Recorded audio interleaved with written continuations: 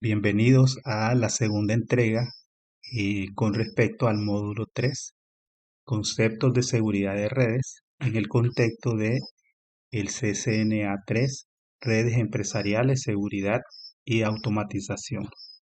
Hoy vamos a continuar con los conceptos relacionados a la seguridad. Eh, en el, en la primera presentación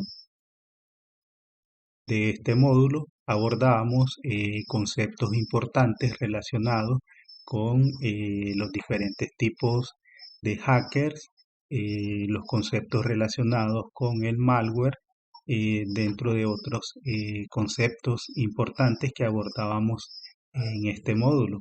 En esta segunda entrega, pues vamos a continuar abordando esos conceptos que pueden ser de gran ayuda en el quehacer diario, en la defensa de nuestras infraestructuras de red con respecto a eh, los ataques o las amenazas que puedan ser aprovechadas por atacantes para robar, para dañar información o para denegar servicios dentro de nuestras infraestructuras de redes.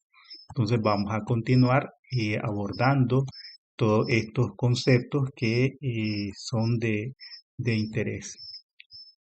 Entonces vamos a hablar acerca de los ataques de redes, los ataques comunes a las infraestructuras de redes. Entonces podemos empezar haciendo un breve resumen acerca de lo que son los ataques habituales que podemos encontrar dentro de una infraestructura de red. Entonces, cuando se entrega e instala malware, la carga útil puede usarse para causar una variedad de ataques relacionados con la red. Para mitigar los ataques, es útil comprender los tipos de ataque. Al clasificarlos, es posible abordar los ataques por tipo, en lugar de abordarlos individualmente. Las redes son susceptibles a los siguientes tres tipos de ataques: ataques de sondeo, ataques de acceso y ataques de denegación de servicio. Entonces, generalmente un ataque de acceso puede iniciar con un ataque de sondeo. Entonces, en este caso vamos a abordar estos tres tipos de ataque eh, para manejar o conocer en detalle cómo funcionan para luego pues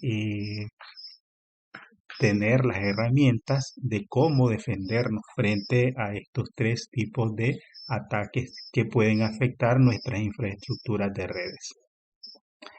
En el caso de los ataques de sondeo, estos también se conocen como ataques de recopilación de información.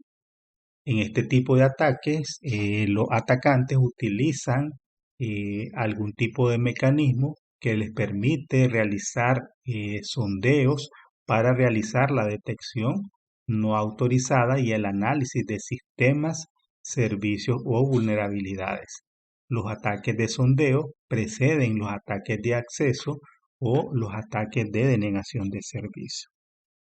En el caso de los ataques de sondeo, podemos decir que es pues el primer paso que desarrolla un hacker para poder descubrir direcciones IP que están activas dentro de una infraestructura de red, eh, identificar puertos abiertos dentro de esas direcciones IP que se encuentran activas, identificar aplicaciones que puedan ser vulnerables a algún tipo de ataque.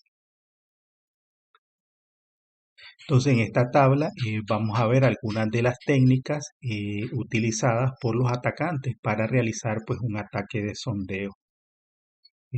La primera técnica que tenemos es realizar pues una consulta de información de un objetivo. En este caso, el atacante está buscando información inicial sobre un objetivo y se pueden usar varias herramientas, incluidas la búsqueda de Google, páginas web de organizaciones, los sitios de WHOIS, dentro de otras herramientas.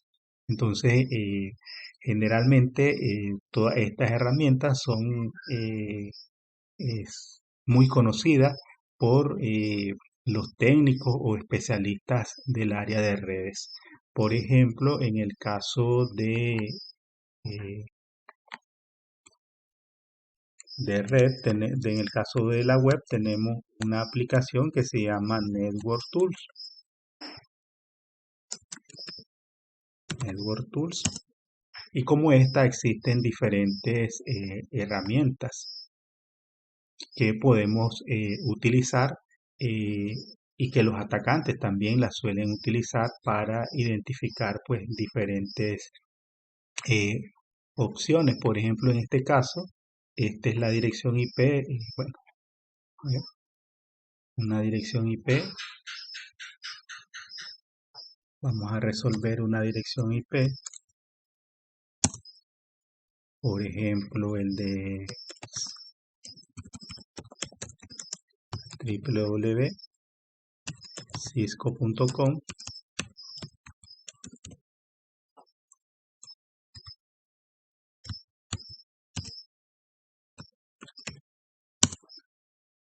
Y esto me resuelve la IP 23451932.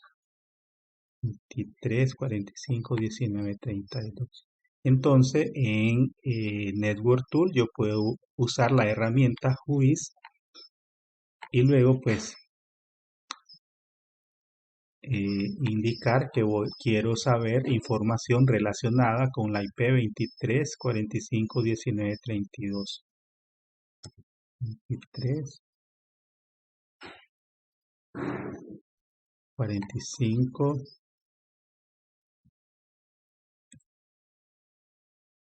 19 32.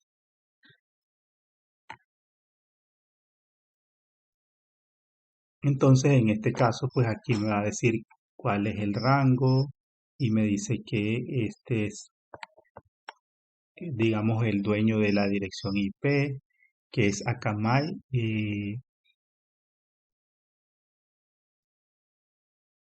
Y me da pues mayor cantidad de información relacionada con esta empresa. Dice dónde está localizada, la ciudad, el estado, el código postal, el país. Entonces, esta puede ser información que puede resultar relevante para los atacantes. Empezar por saber dónde están ubicados esas instalaciones, a quién pertenece, esa dirección IP. Entonces, esa es una manera de iniciar un ataque, haciendo pues averiguaciones de los dueños del direccionamiento IP.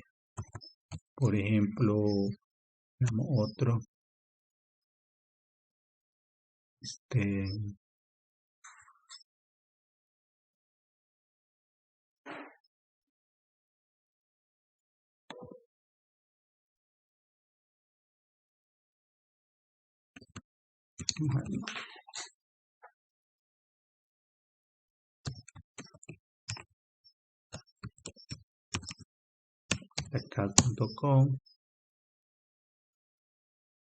y esta es otra dirección IP, entonces debería estar algo relacionada con la misma dirección.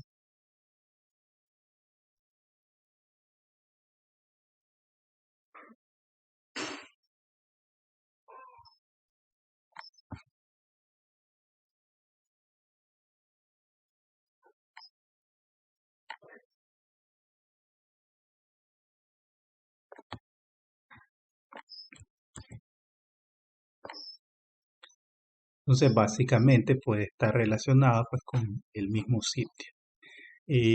También podemos pues utilizar cualquiera de estas herramientas para descubrir información, por ejemplo, relacionada con búsqueda DNS y puedo poner pues por ejemplo www.com.ni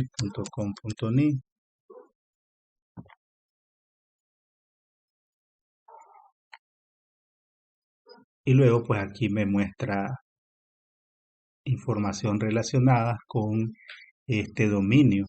Este dominio me dice el CNAME, el MX, los subdominios, los registros y pues las direcciones IP relacionadas con este dominio. Están aquí. Entonces, esa es uno de los primeros pasos que realiza un atacante. Y el realizar pues el descubrimiento de, eh, de información relacionada pues con una organización. Otro tipo de técnica que pueden usar es iniciar pues un barrido de PIN de la red a una red destino. En este caso, la consulta de información generalmente revela la dirección de red del objetivo. En este caso, el atacante ahora puede iniciar pues un barrido de PIN para determinar cuál dirección IP está activa. Entonces, generalmente hay muchas herramientas en Internet en las que uno le puede poner una dirección IP o un rango de direcciones IP y luego él va seleccionando cuáles son las direcciones IP que están respondiendo. Entonces, de esa manera, él puede saber cuáles direcciones IP están activas y luego, pues, tener esas direcciones como objetivos para un posterior paso en el proceso de un ataque. Otra técnica tenemos la de iniciar un análisis de puertos de las direcciones IP activas. En este caso, pues una vez que con el barrido de PIN se descubrieron cuáles son las IP que responden o que tienen algún tipo de servicio activo, entonces luego pues se puede determinar qué puertos o servicios están disponibles. Ayer mencionábamos pues el uso de Nmap, SuperScan, Engri, IP Scanner, NetScan Tool, que todas estas herramientas se pueden usar para este fin. Entonces, si en este caso la IP 23 que teníamos aquí, la 23 45 25 194 es una IP que está respondiendo a PIN. Entonces luego pudiéramos usar esa IP para ver qué puertos TCP o puertos UDP tiene habilitado esta dirección. Por ejemplo, yo pudiera hacer desde aquí un telnet a la 23 45 25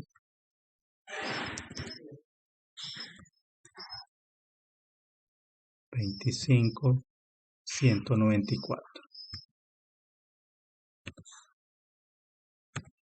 y puedo ver si tiene el puerto 443 activo. Entonces aquí veo que el puerto se abre, lo que quiere decir que en esta dirección IP está activo el puerto 443. Y así pues en este caso yo lo estoy haciendo individualmente, pero estas herramientas como Nmap suelen ser pues más sofisticadas y desarrollan un proceso de revisión de los 65.536 números de puertos que están disponibles. Entonces vamos a ver si tiene abierto el puerto 80. Entonces también tiene abierto el puerto 80, esa dirección IP. Entonces todas estas son herramientas a las que pueden recurrir los atacantes para determinar pues algún tipo de vulnerabilidad. Otro tipo de técnica es la de ejecutar escáneres de vulnerabilidades. Esto es útil para consultar los puertos identificados para determinar el tipo y la versión de la aplicación y el sistema operativo que el host está ejecutando. Algunos ejemplos de herramientas son Nipper, Core Impact, Nesut, Saint y OpenBus, que son pues muchas herramientas que suelen identificar puertos activos. Eh, yo con lo que he tenido experiencia es con OpenBus y en este caso pues uno le pone un URL, por ejemplo, de un sitio web y él pues te analiza directorios, archivos dentro de ese sitio web y te indica pues los tipos de vulnerabilidades, si es si el sitio está vulnerable, a ataques como SQL injection, a ataques de negación de servicio, eh, a ataques de ejecución de script. Entonces hay una serie eh, de él te identifica todas las vulnerabilidades y te dice pues cuáles son las de categoría alta, las que se le debe pues poner atención. Luego también tenemos lo que es ejecutar herramientas de ataque. En este caso, el atacante ahora intenta descubrir servicios vulnerables que puedan ser abusados. Una variedad de herramientas de explotación de vulnerabilidades pueden incluir pues Metaexploit, Core Impact, SQL Map, ingeniería social, Toolkit y NetSpaker. Entonces hay diferentes herramientas que están pues cada una dentro de estas categorías que se utilizan en los ataques de sondeo o ataques de reconocimiento, también se le suele denominar. Entonces, generalmente este es el primer paso que realizan los atacantes antes de pasar pues a un segundo tipo de ataque, que ya vienen pues los ataques de acceso o los ataques de denegación de servicio. Pero generalmente pues cómo inician un proceso de ataque. Siempre hay un ataque de reconocimiento y luego de eso pues vienen los otros dos tipos de ataque. En el caso de los ataques de acceso, eh, estos aprovechan vulnerabilidades conocidas en servicios de autenticación, servicios FTP y servicios web. El propósito de este tipo de ataques es obtener acceso a cuentas web, bases de datos confidenciales y otra información confidencial. Los atacantes usan ataques de acceso en dispositivos de red y computadoras para recuperar datos, obtener acceso o escalar privilegios de acceso al rol de administrador. Entonces, dentro de estos tipos de ataques pueden haber ataques de contraseña. En un ataque de contraseña, el atacante lo que intenta es descubrir cuáles son las contraseñas críticas de los sistemas. Eh, y en este caso pueden usar diferentes métodos. Los ataques de contraseña son muy comunes y pueden iniciarse utilizando una variedad de herramientas para descifrar contraseñas. En el caso, por ejemplo, de los diferentes equipos de comunicaciones a nivel hogareño, generalmente pues estos vienen con contraseñas de administrador por defecto y una de las medidas para contrarrestar algún tipo de ataque es pues cambiar las contraseñas que traen los equipos por defecto, porque generalmente pues estas están publicadas en internet. Basta con que uno pues ponga, no sé, Cisco Linksys y el modelo del equipo para uno poder darse cuenta cuáles son las contraseñas que vienen por defecto en estos equipos o un equipo Huawei, cuáles son las contraseñas que traen pues este tipo de dispositivos. Entonces, en general, en el caso de los ataques de contraseña, pueden haber también diferentes modalidades de ataque. Dentro de eso tenemos lo que es los ataques basados en diccionario, en ataques de fuerza bruta, que se pueden pues utilizar para averiguar las contraseñas. Luego tenemos los ataques de spoofing o de falsificación. En los ataques de falsificación, el dispositivo del atacante lo que hace es intentar hacerse pasar por otro dispositivo falsificando los datos. Los atacantes comunes de suplantación de identidad incluyen la suplantación de la IP, la suplantación de la dirección MAC o la suplantación de los servidores de DHCP. En el caso de en el CCNA2, a nivel de los equipos de capa de enlace de datos o los switches, nosotros pues mirábamos las contramedidas que se pueden aplicar para proteger nuestros equipos de comunicación con respecto a lo que es la suplantación de- del servidor de HCP o lo que respecta a la suplantación de las tablas ARP. Entonces, Esos son pues también vimos los procedimientos de cómo pues proteger nuestros equipos.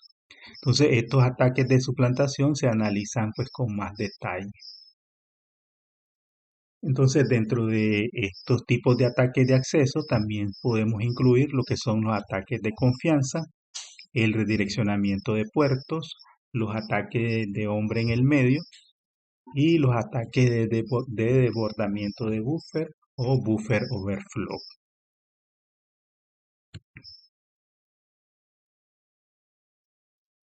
Entonces, luego tenemos pues los ataques de ingeniería social.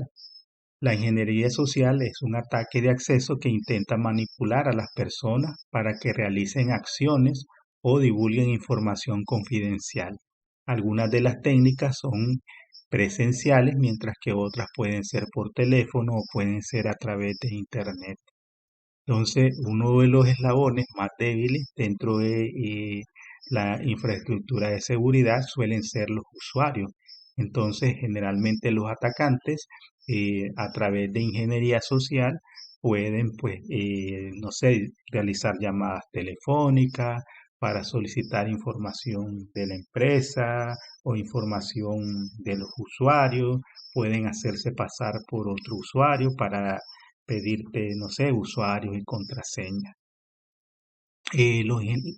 Los ataques de ingeniería social a menudo se aprovechan de la disposición que tienen las personas a ayudar y también se aprovechan de las debilidades de los demás. En el caso de la ingeniería social, pues tenemos también diferentes tipos de ataques. Tenemos el de pretexto. En este caso, pues un atacante finge necesitar datos profesionales o financieros para confirmar la identidad del destinatario. Eh, Otro tipo tenemos la suplantación de identidad o de phishing, donde el atacante pues envía un mensaje fraudulento que parece ser de una fuente legítima y confiable que hace para hacer que el destinatario instale malware en su dispositivo o revele información personal o financiera.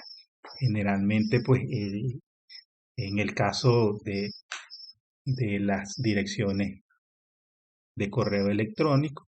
Entonces pueden ser direcciones que puedan ser tan similares a las direcciones reales de los usuarios, pero que deben de tener pues alguna diferencia.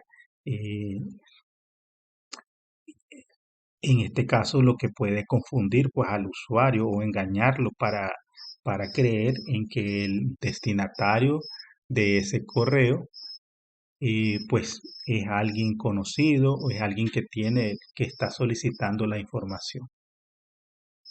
Tenemos lo que son los ataques de correo electrónico o ataques no deseados, de correo electrónicos no deseados, también conocidos como correo basura. Es correo electrónico no solicitado que suele contener enlaces nocivos, malware o información engañosa. Otro tipo de ataque es el de algo por algo.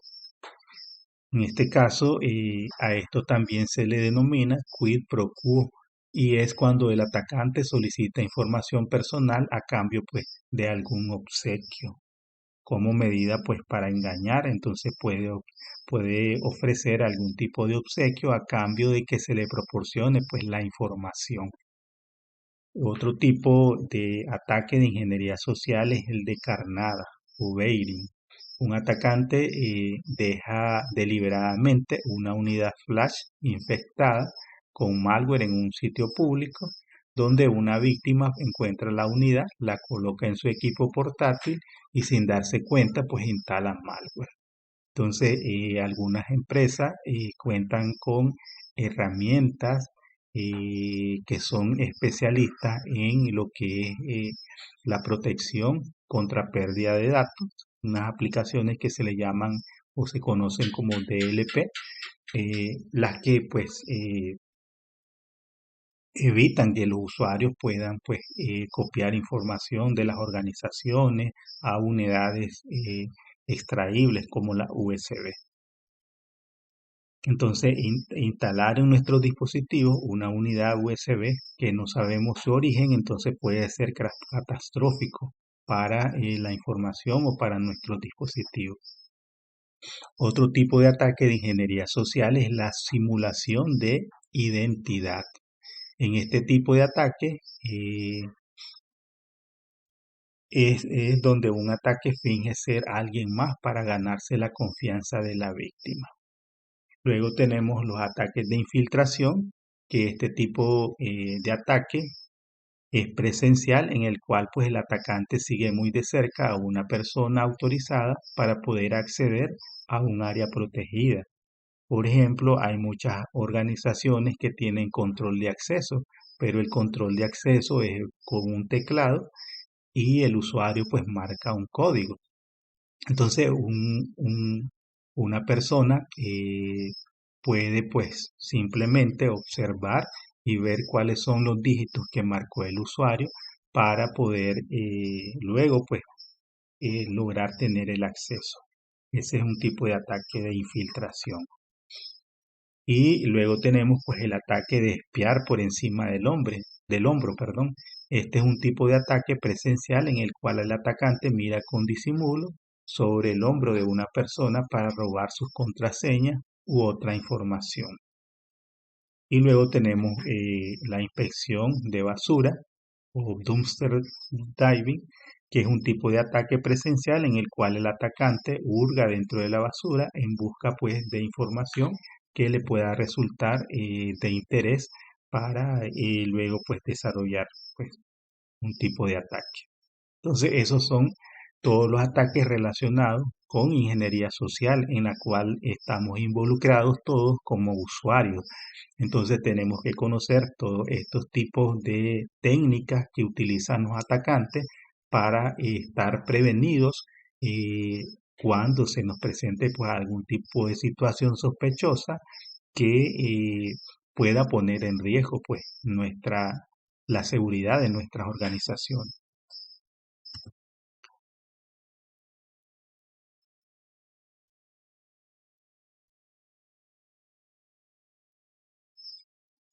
Entonces, para la protección de los ataques de ingeniería social, tenemos el kit de herramientas de ingeniería social o SET, Social Engineer Toolkit, que fue diseñado por TrustedSec para ayudar a los hackers de sombrero blanco y a otros profesionales de seguridad de la red a crear ataques de ingeniería social para poner a prueba sus propias redes.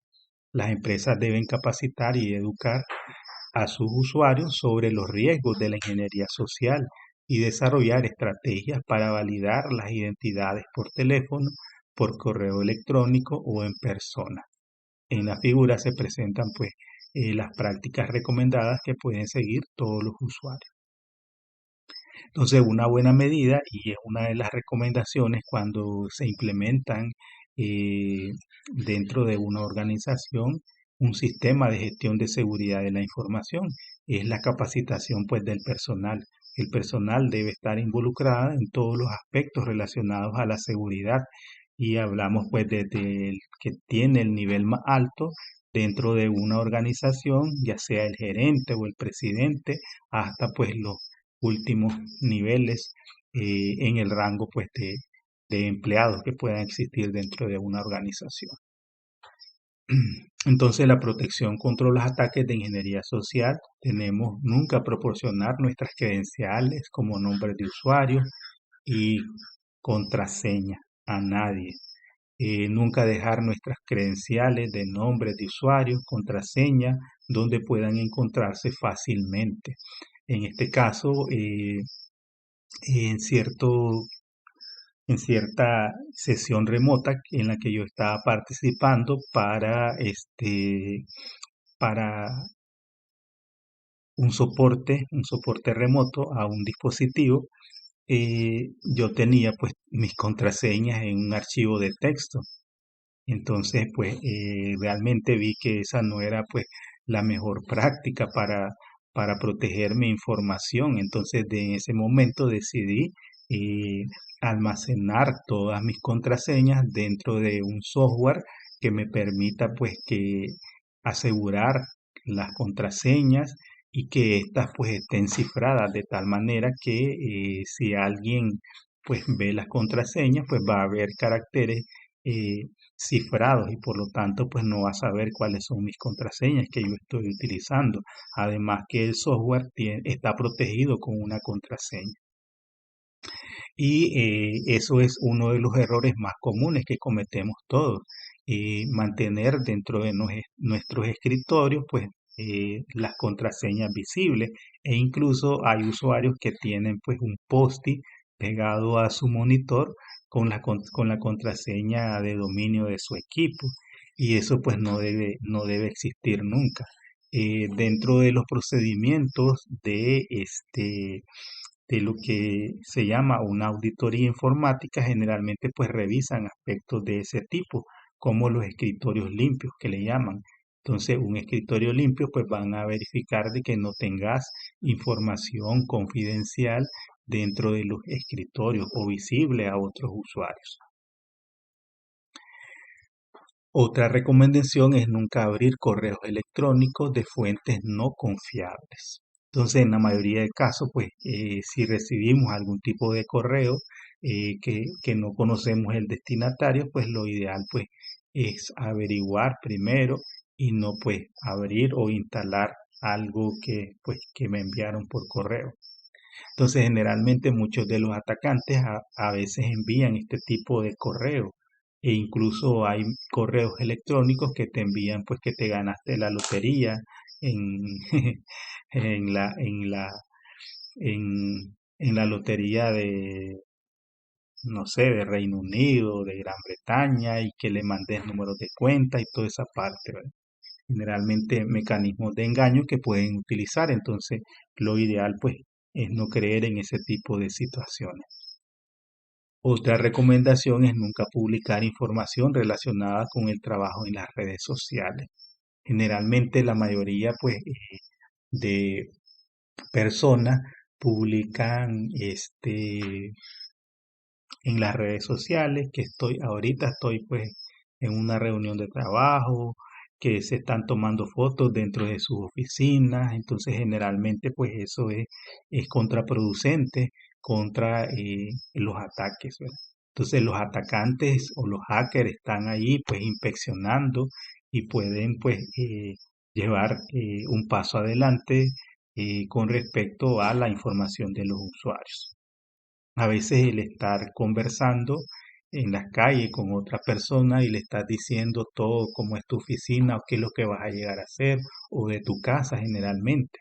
Muchos robos que se dan en los hogares porque a veces pues escuchan a las personas conversar y luego pues van hasta la casa de la persona y pues empiezan a sacar la información a los de la persona. Yo le escuché que estaba diciendo esto, que le manden esto, que se enfermó y que necesita dinero. Entonces existen diferentes... eh, eh, todo esto se puede usar pues para generar pues algún tipo de ataque. Otra recomendación es no utilizar las contraseñas relacionadas con el trabajo. Entonces, usar pues otro tipo de contraseña. También se recomienda pues siempre bloquear o cerrar la sesión de la computadora cuando no la estemos usando. Reportar siempre a personas sospechosas que puedan pues estar en el área o en el perímetro de las organizaciones. Y destruir siempre la información confidencial de acuerdo con las políticas de la organización. Entonces, toda aquella información que ya ha cumplido su vida de utilidad, entonces lo recomendable pues es destruirla. Entonces, todas estas son recomendaciones que como eh, profesionales del área de redes, pues tenemos que tomar en cuenta y tenemos que dárselas a conocer también a nuestros usuarios, porque de nada sirve que nosotros las conozcamos, pero si los usuarios de nuestras infraestructuras de redes, de nuestros servicios, no conocen ninguna de estas recomendaciones, entonces pues van a estar vulnerables a los ataques de ingeniería social. Bien. Entonces ya hablábamos de los ataques de reconocimiento, de los ataques de acceso, entonces ahora vamos a hablar acerca del tercer tipo, que son los ataques de denegación de servicios y los ataques de denegación de servicios distribuidos. Un ataque de denegación de servicio crea algún tipo de interrupción de los servicios de red para usuarios, dispositivos o aplicaciones. Existen dos tipos principales de ataque de denegación de servicio. Y dentro de esto tenemos, pues, puede ser un ataque por cantidad de tráfico abrumadora, donde el atacante envía, pues, una gran cantidad de datos a una velocidad de la red, a una velocidad que la red o el host o la aplicación no puede manejar. Esto hace que los tiempos de transmisión y respuestas disminuyan. También puede bloquear, pues, un dispositivo o un servicio. Realmente a esto, pues, se le conoce como un ataque volumétrico, donde, pues, el objetivo es o subsaturar el enlace de internet o denegar, pues, los servicios dentro de una aplicación o dentro de un dispositivo de red. Luego tenemos los ataques con paquetes mal formateados, donde el atacante, pues, envía un paquete malicioso a un host o a una aplicación y el receptor no puede manejarlo. Esto hace que el dispositivo receptor funcione muy lentamente o se detenga. Los ataques de denegación de servicios son un riesgo importante porque pueden interrumpir fácilmente la comunicación y causar una pérdida significativa de tiempo y dinero. Estos ataques son relativamente simples de ejecutar, incluso si lo hace un agente de amenaza inexperto. Un ataque de negación de servicio distribuido es similar a un ataque de negación de servicio, pero viene de múltiples fuentes coordinadas. Entonces, generalmente, un ataque de denegación de servicios generalmente es producido por un único dispositivo que está generando el ataque. En cambio, los ataques de denegación de servicios distribuidos, estos pueden provenir de diferentes fuentes. Puede ser de una botnet o de una red de equipos zombies que pueden estar, pues, generando el ataque. Bien, ahora vamos a pasar a este otro punto donde vamos a abordar las vulnerabilidades y las amenazas relacionadas con el protocolo IP. Entonces sabemos que todas las personas que estamos en el ambiente de redes, pues conocemos cuál es el proceso de funcionamiento del protocolo IP. Entonces, algunas de las formas en que opera el protocolo IP, pues incluye algunas vulnerabilidades que pueden ser aprovechadas por atacantes para crear, pues, algún tipo de amenaza. Entonces, tanto IPv4 como IPv6, eh, el protocolo IP no valida si la dirección IP de origen contenida en un ataque realmente provino de esa fuente. Por eso, los atacantes pueden enviar paquetes a una dirección IP de origen falsa. Los analistas de seguridad deben entender los diferentes campos en los encabezados de IPv4 e IPv6. Algunos de los atacantes relacionados con lo que es el protocolo IP, vemos en este caso algunas técnicas. Y los ataques de ICMP, en este caso los atacantes utilizan paquetes de eco o PIN del protocolo de mensajes de control de Internet para detectar sus redes y hosts en una red protegida para generar ataques de saturación, de denegación de servicio y para modificar, pues, las tablas de enrutamiento de los hosts. Entonces pueden aprovechar del uso del protocolo, pues, ICMP. Luego tenemos los ataques de amplificación y reflexión, en donde los atacantes intentan impedir que usuarios legítimos tengan acceso a información o servicios. También tenemos los ataques de suplantación de direcciones, donde los atacantes suplantan la dirección IP de origen en un paquete IP para realizar suplantación. o Blink o non-Blink. En este caso, pues ya abordábamos la parte de la suplantación de los servidores de HCP o lo que es el uso de ARP también. Luego tenemos el ataque de hombre en el medio, o man in the middle, o mid-M, donde los atacantes se posicionan entre un origen y un destino para monitorear, capturar y controlar las comunicaciones en forma transparente. Simplemente pueden escuchar en silencio mediante la inspección de paquetes capturados o modificar paquetes y reenviarlos a su destino original. También otra técnica que vamos a encontrar son los secuestros de sesiones, donde los atacantes obtienen acceso a la red física y luego usan un ataque de mid-M para secuestrar una sesión.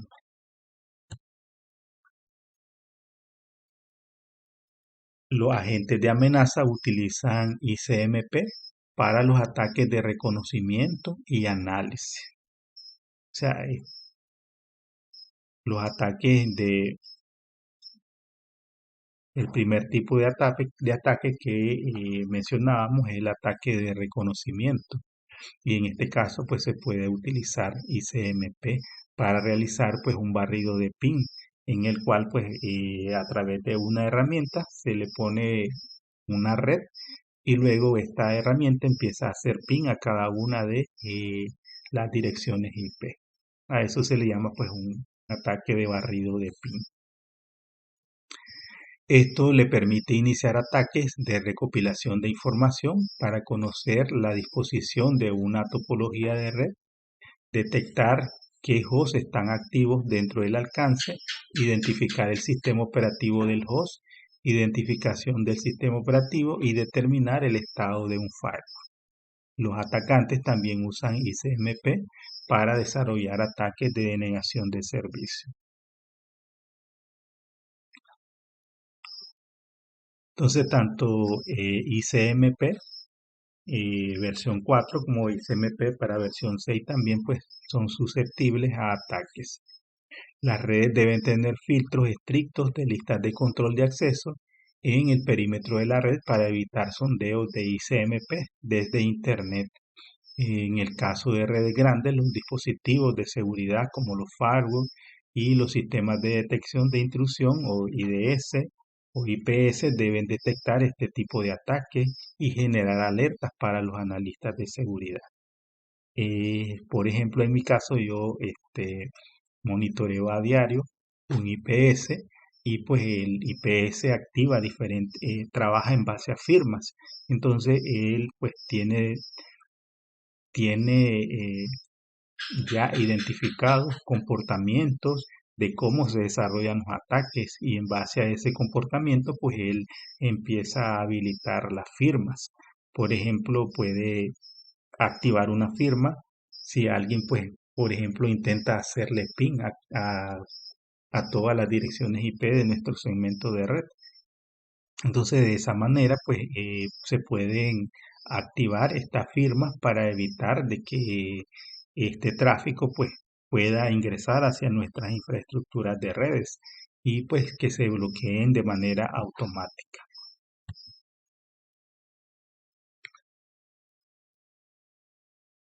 En el caso de ICMP, pues están identificados los diferentes tipos de mensajes ICMP que pueden pues aprovechar los atacantes. Tenemos el Echo Request o Echo Replay de ICMP. Estos se utilizan para realizar la verificación del host y los ataques de denegación de servicio. Y los mensajes de Unreachable de ICMP se usa para realizar ataques de reconocimiento y análisis de red. El Max Reply de ICMP se utiliza para alcanzar una red IP interna. El redirect de ICMP se utiliza para lograr que un host de destino envíe datos, el tráfico a través de un dispositivo atacado y crear un ataque de mid-M. Luego tenemos el de Router Discovery de ICMP que se usa pues para inyectar rutas falsas en las tablas de enrutamiento de un host destino.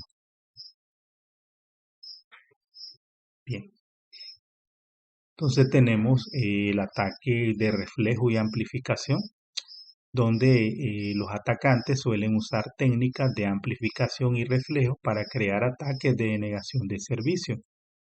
En esta figura podemos ver que se ilustra cómo se usa un ataque Smurf para abrumar pues, el host.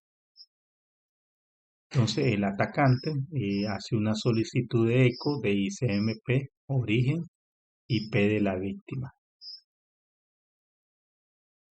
Luego la respuesta de eco de ICMP del destino de la víctima. Si la víctima responde. Ahora se utilizan nuevas formas de ataques de amplificación y reflejo, como ataques de amplificación y reflejo con base en DNS y ataques de amplificación de NTP. Los atacantes también utilizan ataques de agotamiento de recursos de un host objetivo a fin de que deje de funcionar para consumir los recursos pues, de una red. Los ataques de suplantación de direcciones se producen cuando un atacante crea un paquete con información falsa de dirección IP de origen para ocultar la identidad del remitente o hacerse pasar por otro usuario legítimo. La suplantación de dirección IP suele formar parte de otro ataque denominado ataque Smurf. Los ataques de suplantación pueden ser ciegos o no ciegos. Los ataques de suplantación no ciegos o no blind spoofing, en este caso el atacante puede ver el tráfico que se envía entre el host y el destino. Esta técnica determina el estado de un firewall y la predicción del número de secuencia. También se puede secuestrar una sesión autorizada. La suplantación ciega o blind spoofing, en este caso el atacante no puede ver el tráfico que se envía entre el host y el destino. Este tipo de ataque se utiliza en ataques de denegación de servicio. Entonces pueden ser utilizados o bien para denegar servicio o para capturar información o secuestrar sesiones de información autorizada. Los ataques de suplantación de direcciones MAC se utilizan cuando los atacantes tienen acceso a la red interna. Los atacantes cambian la dirección MAC de un host para que coincida con otra dirección MAC conocida de un host de destino.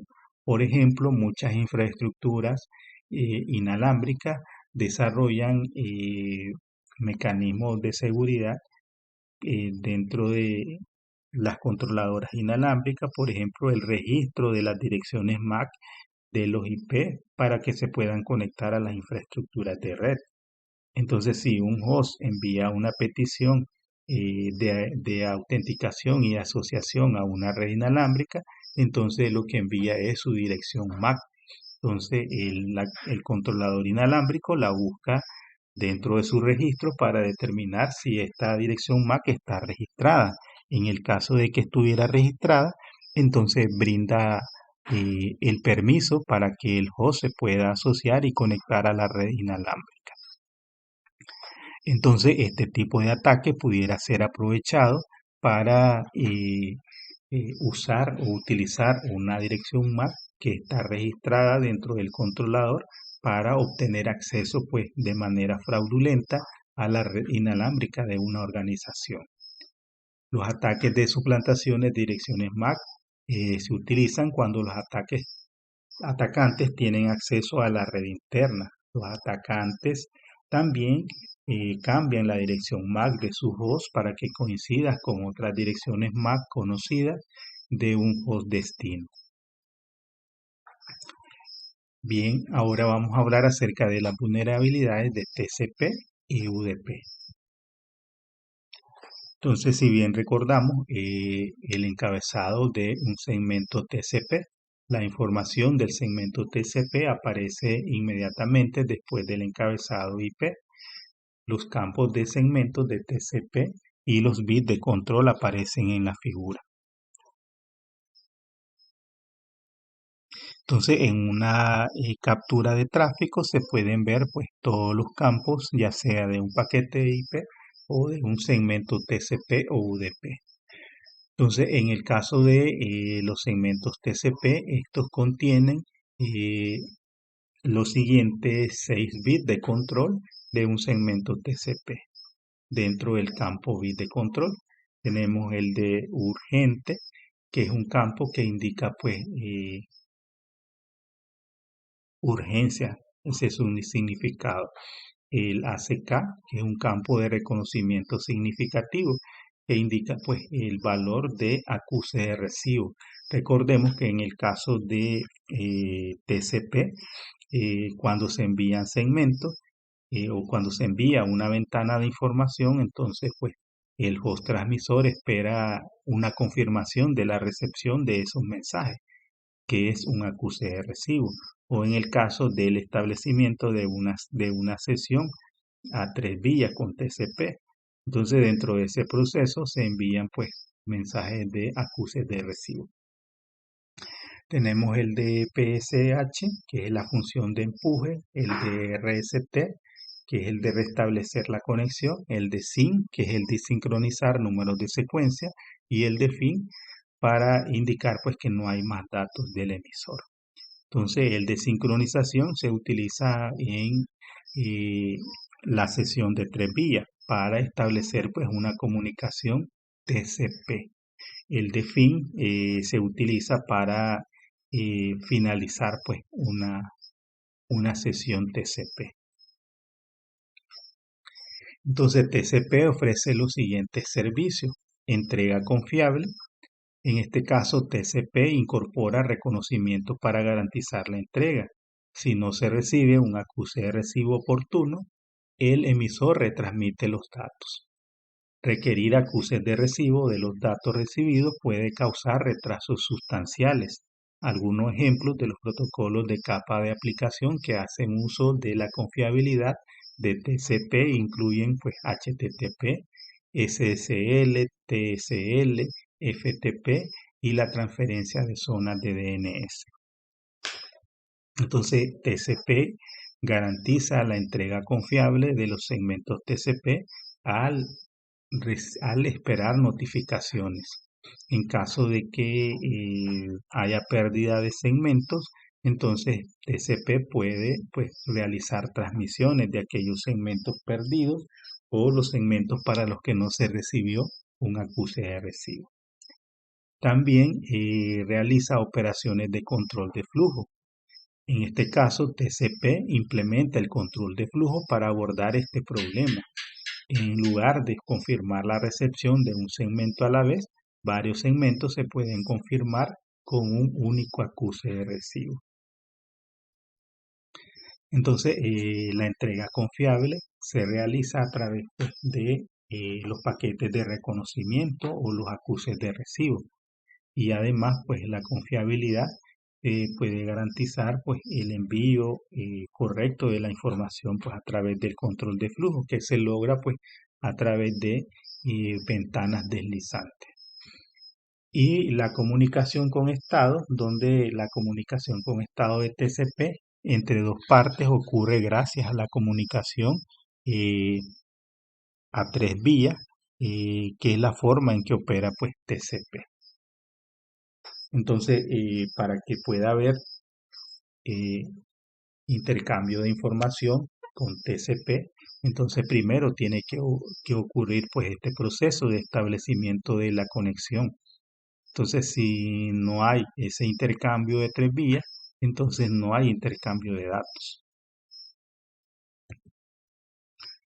Entonces, esta es la manera en que funciona pues en que se establece una sesión confiable o con estado en el caso de TCP.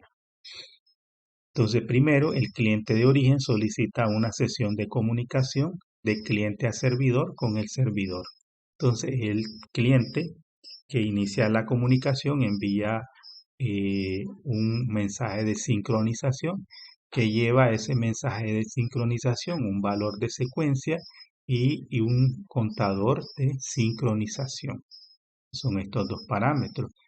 Entonces, se lo envía y el equipo, pues si hay un equipo disponible que esté a la espera de comunicación, entonces va a recibir ese mensaje. Una vez que recibe ese mensaje, envía pues un mensaje de sincronización más un acuse de recibo.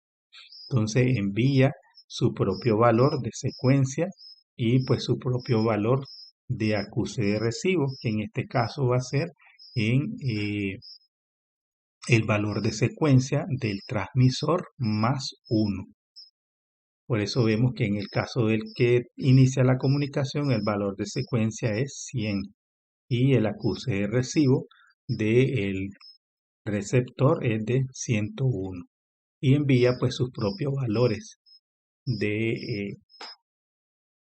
de CTL y de sincronización. Y luego pues el equipo que inició la comunicación luego pues envía su propia, el acuse de recibo correspondiente a la información enviada por el equipo receptor. Entonces a esto se le conoce como un enlace o un establecimiento de sesiones a 3 vías. Entonces este es un comportamiento esperado en aplicaciones que utilizan TCP como protocolo de la capa de transporte.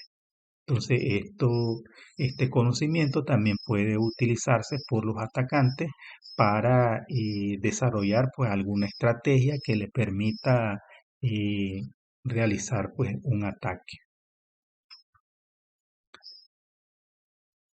En este caso podemos ver un ataque de TCP, de inundación de sincronización a TCP.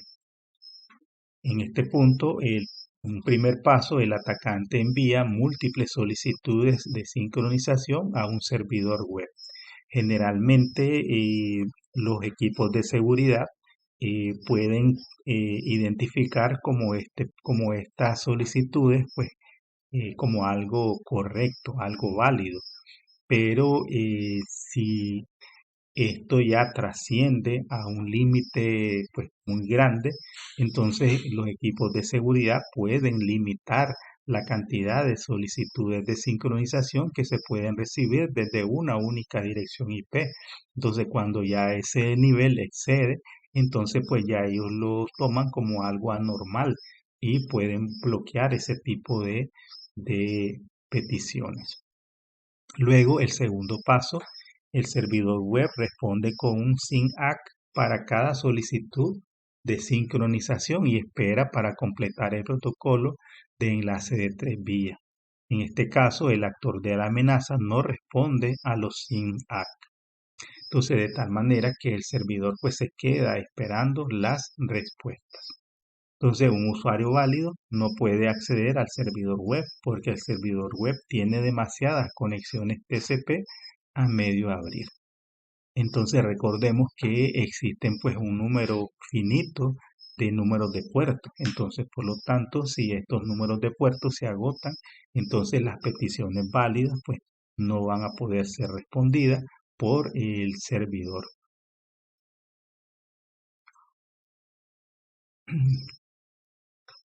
Otro tipo de comportamiento que ya está preestablecido y que también puede ser aprovechado por los atacantes es la finalización de una sesión de TCP. En este caso, una sesión de finalización de TCP utiliza pues el siguiente proceso de intercambio de 4 vías. Primero, cuando el cliente no tiene más datos para enviar, en la transmisión envía un segmento con el indicador fin establecido. El segundo paso, cuando el equipo B o el servidor envía un acuse de recibo para acusar recibo de fin para terminar la sesión de cliente a servidor. Entonces el servidor pues envía su valor de acuse de recibo. El paso 3, el servidor envía un fin al cliente para terminar la sesión de servidor a cliente. Y el paso 4, el cliente responde con un acuse de recibo para dar acuse de recibo del fin desde el servidor. Entonces, de esa manera finaliza pues una sesión TCP. Entonces, un atacante podría efectuar un ataque de restablecimiento de TCP y enviar un paquete falso con un reset de TCP a uno o a ambos terminales. Otra vulnerabilidad es el secuestro de sesiones de TCP. Aunque es fácil de realizar, permite que un atacante tome el control de un host ya autenticado mientras se comunica con el destino. El atacante tendría que suplantar la dirección IP de un host, predecir el siguiente número de secuencia y enviar un acuse de recibo al otro host. Si tiene éxito en esta averiguación, el atacante puede enviar, pero no recibir datos desde el dispositivo de destino. En el caso de el encabezado de segmentos TCP, eh, el- en el que operan pues diferentes aplicaciones como DNS, TFTP, NFS y SNMP. También lo utilizan aplicaciones en tiempo real como la transmisión de multimedia o voz sobre IP. UDP es un protocolo de capa de transporte sin conexión.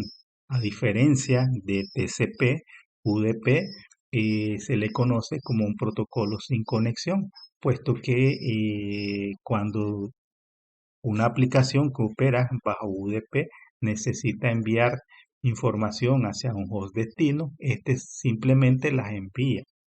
Entonces, no realiza la comprobación de que el equipo destino esté disponible y pueda aceptar la comunicación. Por eso se dice que UDP es un protocolo no confiable, porque y no orientado a la conexión, puesto que no verifica la disponibilidad del destino ni que tenga pues los recursos para poder aceptar la comunicación. Él simplemente pues envía la información. Entonces, en el caso de UDP, tiene una sobrecarga mucho menor que TCP, ya que es no orientado a la conexión y no proporciona pues los mecanismos sofisticados de retransmisión, secuenciación y control de flujo que ofrecen pues la confiabilidad de TCP. Entonces, en el caso de UDP, se considera que es un protocolo pues liviano. Eh, la cantidad de carga que agrega pues es sumamente pequeña, de 20 bytes, perdón, de 8 bytes en comparación con los 20 bytes de sobrecarga que agrega pues TCP. Vemos que TCP pues tiene más campos dentro de su encabezado. En el cambio, UDP solamente pues tiene pocos campos, lo que hace que solamente incluya una sobrecarga de 8 bytes. Y por eso pues al ser un protocolo que simplemente obvia los reconocimientos, las retransmisiones, entonces lo hace un protocolo que incurre en menos latencia en los procesos de transmisión de los datos. Por eso se vuelve ideal para el uso de voz sobre IP o en las transmisiones de multimedia. Entonces, en el caso de UDP, eh, que no ofrece pues confiabilidad, no significa que estas funciones no las proporciona significa, perdón, que estas funciones no las proporciona el protocolo de la capa de transporte, pero pues se deben implementar aparte si es necesario. En el caso de que necesite confiabilidad, que se necesiten retransmisiones, secuenciamiento y control de flujo, pues estas se deben implementar aparte y no dependen pues del protocolo de la capa de transporte. La sobrecarga de UDP es muy deseable para los protocolos que realizan las transacciones simples de solicitudes y respuestas. Por eso es que decían que se vuelve ideal en el uso de voz IP o de videoconferencia, donde se requiere pues una transmisión en tiempo real. Entonces los ataques de UDP, UDP no está protegido por ningún tipo de encriptación, puede agregar cifrado a UDP, pero no está disponible de forma predeterminada. La falta de encriptación permite que cualquiera vea el tráfico, lo modifique y no envíe a su destino. Y lo envía a su destino, perdón. Tenemos los ataques de flood de UDP, donde el atacante debe usar una herramienta como UDP Unicorn o Low Orbit y un Cano. Estas herramientas envían pues una avalancha de paquetes UDP, a menudo desde un host falsificado a un servidor en la subred. El programa analiza todos los puertos conocidos, intentando encontrar puertos cerrados. Esto hace que el servidor responda con un mensaje de puerto de ICMP inaccesible. Debido a que hay muchos puertos cerrados en el servidor, esto crea mucho tráfico en el segmento que utiliza la mayor parte del ancho de banda. El resultado es muy similar al de un ataque de denegación de servicio, un flood de UDP.